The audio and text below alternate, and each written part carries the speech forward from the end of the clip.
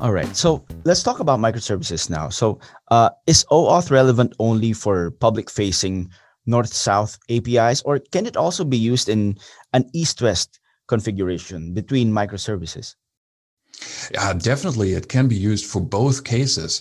But I think you need to tweak it a little bit different depending on how you want to use it, right? So, for example, the north-south interaction is typically something that's used when you have exposure of a service externally. And there you use a specific type of token, a so-called reference token. A reference token is a token that doesn't contain any data in itself. It's just a reference, like a primary key into a database. And you can, via that way, retrieve additional information from it. But in itself, if someone would try to decode this access token, he wouldn't find anything in it.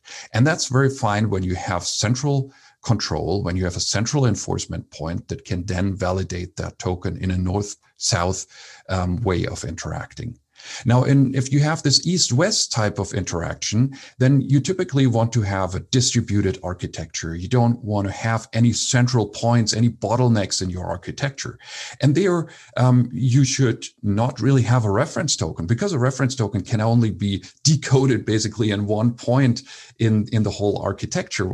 So then you would have what I call a value token. And a value token contains information inside the token. So you can decode this token and see what are the access rights, who is the user, and in a very decentralized way, each microservice can decode it and work with that token. And then, of course, you can bring both of these patterns basically together, where you have a north-south bound interaction to the outside world. You translate, so to say, the reference token that you give out to a value token that you then use inside in your microservice architecture.